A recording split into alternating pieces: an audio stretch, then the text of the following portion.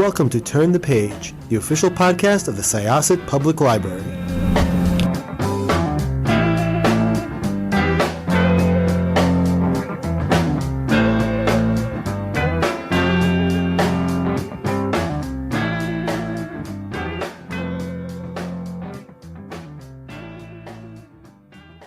Welcome to Syosset Library's Turn the Page podcast. This is Jessica. I am your host today, and I am here with the author Ananda Lima, who wrote a really interesting book. I don't even know how to describe it because it transcends genre. It has so much in it that, I could say it's short stories, but not exactly. I could say it's supernatural. I could say it's got some horror and some humor and some absurdism in it. It's got a little bit of everything, but it was really, really interesting and a quick read. So welcome to Turn the Page. Ananda, why don't you tell us a little bit about yourself and this book and where it came from? Thank you so much. It's so lovely to be here. So this book, so I am a Brazilian writer living now in Chicago. And this book is written by a fictional Brazilian writer who was living in New York, which is also where I was living for a while. So I love the way you described it because I have the same. I had a lot of fun writing this book, but it is hard to describe. But just to give an idea, it's kind of like a short story collection, but there's a meta layer of the writer of those short stories. So you get the stories and they're independent, but they start to sort of really refer to one another, and the layer of the author and the stories really sort of work together in the book. And there's a little bit of everything, as you said. It's basically like all the stuff I love that excites me when I read things. They sort of made their way into this book. So where did the idea come from? So basically you start off, you have this writer who sleeps with the devil at a Halloween party in 1999. And she goes to the Halloween party dressed as is it Nancy Reagan? That's right. Because it's because there's two Halloween parties, like there's almost like two openings to the book. So now I'm like, oh, wait a second. Which one came first? And then from there on out, it sort of spins out into some stories that are personal, some stories that are more stories, and just a lot of other stuff. So yeah, where did it all begin for you? It's hard. Like I kind of discover where it began now that I'm doing interviews. I start to realize how it worked. But while you're doing it, you're just doing it, and you don't sort of pay attention to the sequence. But I realized the other day talking to somebody that I did an MFA program at Rutgers, where you have like 2 years where you just basically write a lot of fiction, and I was writing a novel, which is not this book, when I came in. And it was nice, and there was some good things about it, but there was something missing for me. And it just wasn't what I wanted to be. And then I remember having this idea at some point where that novel would work if it was a novel somebody was writing and I had a writer write it, and I forgot about this until I did an interview the other day. I remember this. So I had that idea very early on about this novel that I abandoned. I'm not going to write that novel anymore. But I was also writing these short stories kind of independently. I would write one and I'll write another at different points. And I noticed that they were all talking about writing itself. And they had this fun supernatural stuff, this absurdist kind of vein. And I understood that they were a thing that worked together. And they were a little bit more together than like a very traditional short story collection. So at some point, those two came together, and it was a lot of fun. It was a very fun process. I feel like at the time, both because I was some of the stories. I was in an MFA program, so I was thinking a lot about writing. We're talking about writing the whole day. And it was also like the difficult, I mean, it's always a difficult time all the time. Uh, but it was a very difficult time, more upfront for immigrants when I was writing this book. And there's a lot of storytelling and narratives. And I feel like that kind of made its way to the book too. So there's some very hard things. There are sort of like difficult moments, sad moments, but things were also so absurd that I thought of put together the humor and the sad in the book. Yeah, I think, one of the things I really enjoyed about it was all of those little bits. And I also just sort of enjoyed, I don't know, there was like this really background kind of narrative about politics. I found it interesting because the devil does show up in quite a few bits of the story, although not necessarily always as a main player. That the politics, it was kind of implied almost that, the devil took like a back seat to the politics.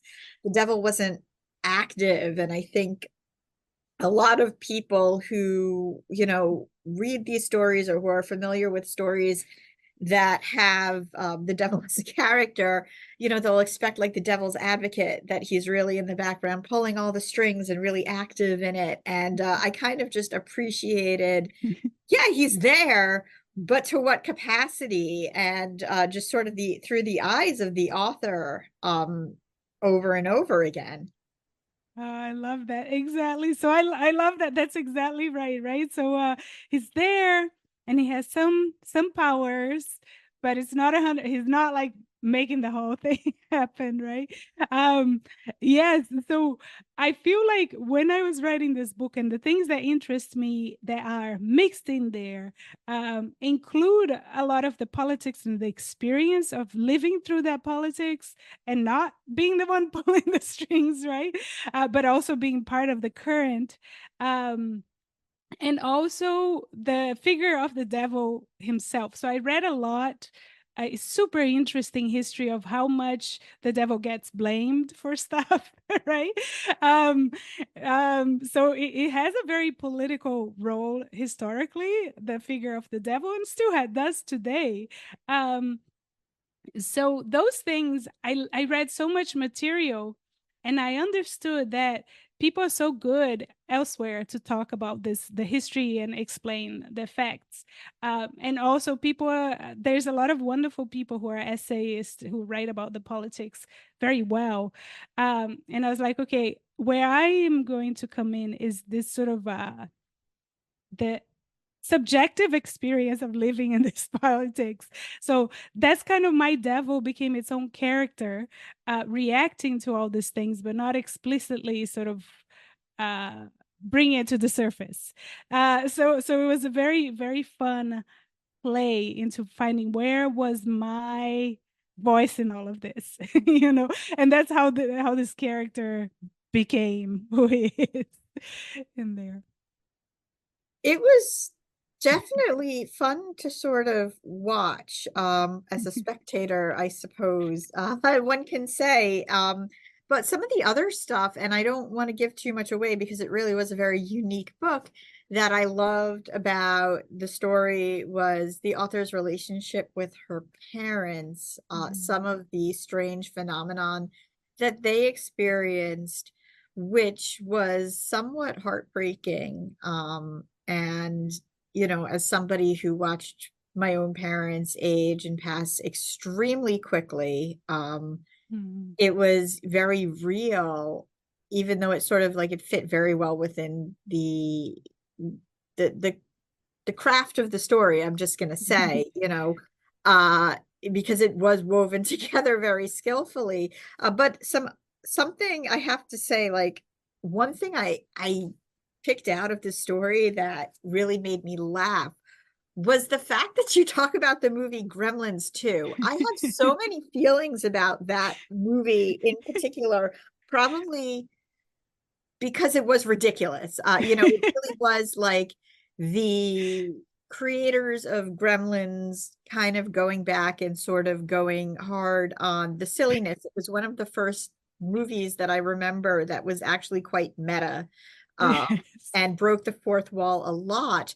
But there was a lot of other things in that movie that I think about now. And I'm curious why that was kind of what came up when you were in the story in particular.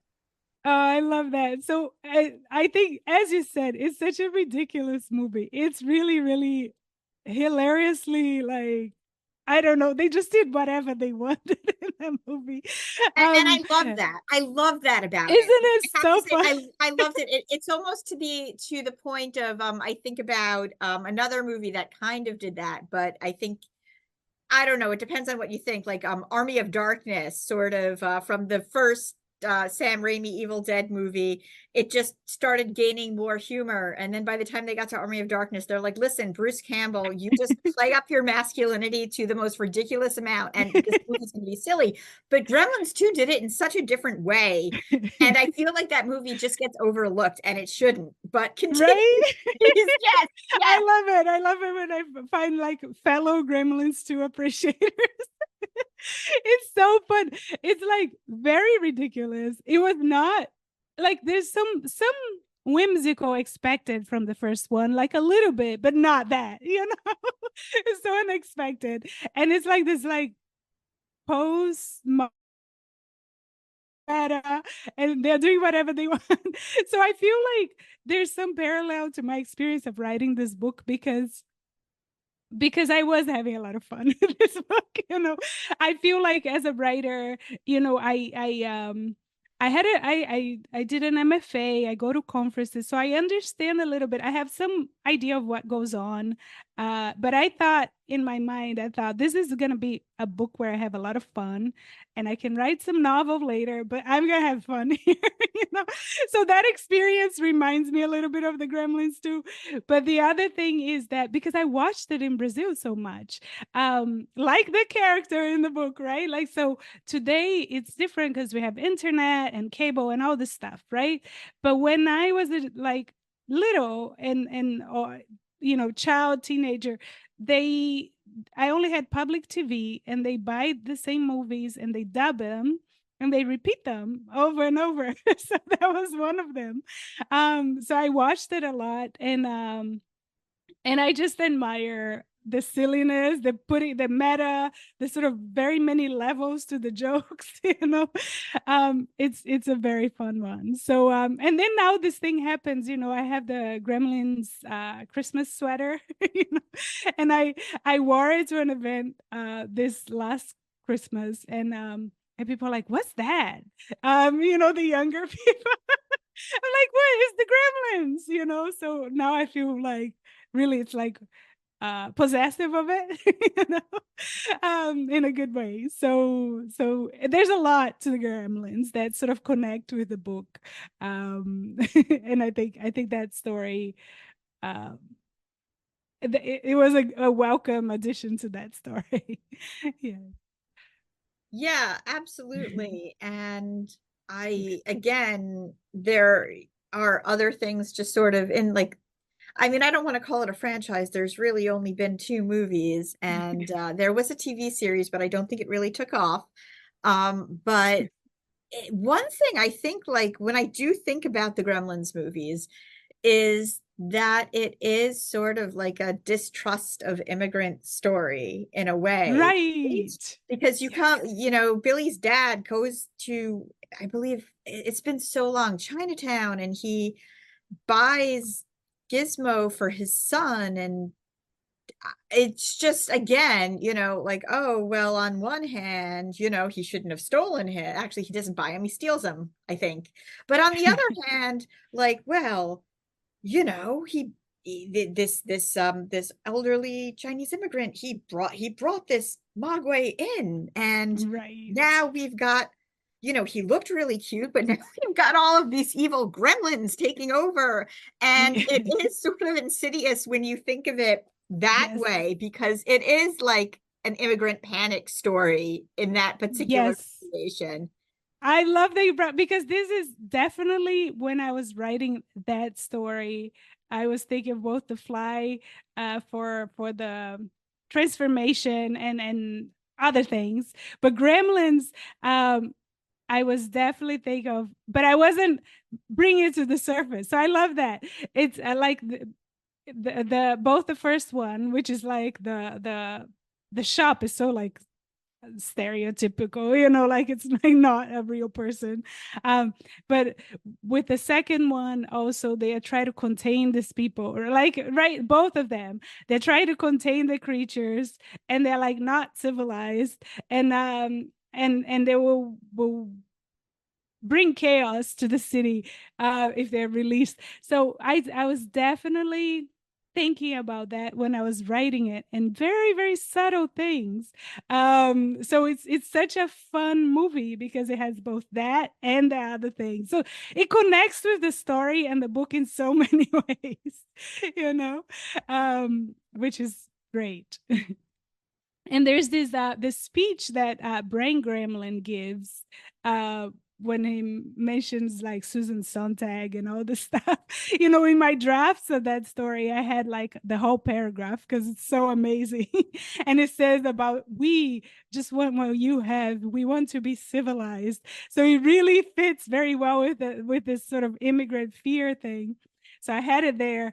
I don't think I could get away with that much text, but I had it there when I was writing it. That's awesome. So what's the title about? Because that's another thing that almost seems layered to me. I love it. So, the title, just the craft part. At some point when I had some of the stories and I understood that it was a thing together, that was not just loosely thematic together, but it was together in a more meaningful way. um, at some point I thought of the word craft, because also when you're doing like if you hang out with writers a lot, craft, the word comes up a lot, and I was like, oh, this is perfect, this is the perfect word. Once I had the word craft, I was like, this is perfect. Though this sort of craft, a witchcraft kind of situation, and there's the writing. So that word, when it came to me, it was so helpful for the book. It was very generative too. I was like, okay, I need a story like this. I already had a bunch of stories, but I was like, I need a story that's kind of like this. I need another one that's like that. So it was very, very, very helpful. And then the another thing that I'm playing here with the meta, right, is with this auto fiction, right? So there's some writers who refer to themselves in the book, and the writer's name is the same as the fictional writer name is, there's this work that I actually really like, and I thought it would be really fun to have an auto fiction where the writer does like sleeps with the devil, right? Because it's like referring to the truth but also getting very confused with the supernatural. So that was a very fun thing to me, to really push that sort of auto fiction, play auto fictional thing into the book. Yes. So is there, I mean, because it is such a nuanced book and it does go pretty quickly, is there like sort of a theme or emotion that you feel kind of ties everything together? I think of the book almost as a Russian doll, because every time you lift the story, which I think the cover sort of gives that impression as well, even though it's clearly not a Russian doll, but it is, the story within the story. Every time you lift one, something else is underneath, and they're similar but slightly different. So as a writer, did you feel that there was something sort of specifically at that end that you wanted to sort of just jump out, or is that like a spoiler and you don't want to say it?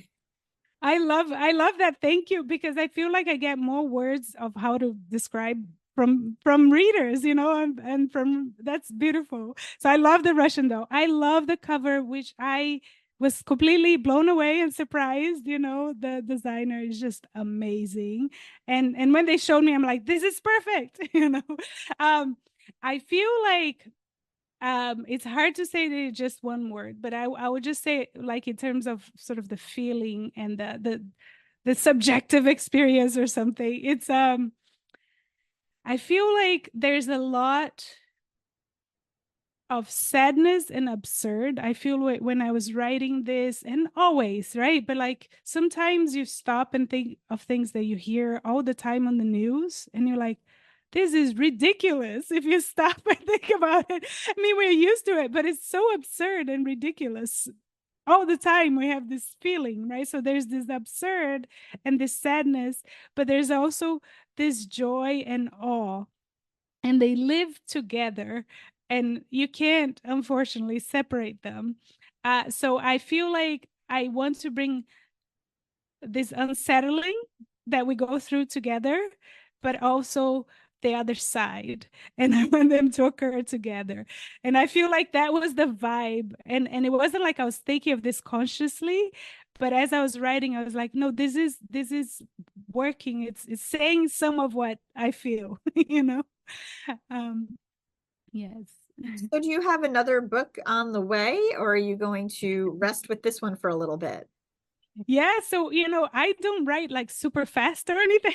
So I am working on my next one very beginning, and it's super fun already. It's like, writing a book, there's phases. I'm in a fun phase right now. And there will be a ghost, and it will be Midwest, and there'll be mid-century architecture. So those are the big things that are happening right now, and there'll be a woman architect that is from Chicago, which is not the real person, but it's kind of inspired by her. And that's what's happening, but it's a very baby story, so it's gonna take a while for that one. And I'll be going around with this book for a while. I'm looking forward to that. That sounds really cool. I'm gonna have to jump out on that one. Is that gonna be another Macmillan book as well? Oh, it's like who knows? It's so far ahead that we don't even know. Okay, right. I wasn't yeah. That's right. Well, this is such a good one. Check out Craft Stories I Wrote for the Devil by Ananda Lima. It has basically everything you want in it. Yeah, thank you so much for writing it. So once again, this was Jessica with Syosset Libraries Turn the Page podcast. My guest was Ananda Lima. And we are going to close this chapter. Thank you so much. It's time to close this chapter of Turn the Page. Join us for the next episode.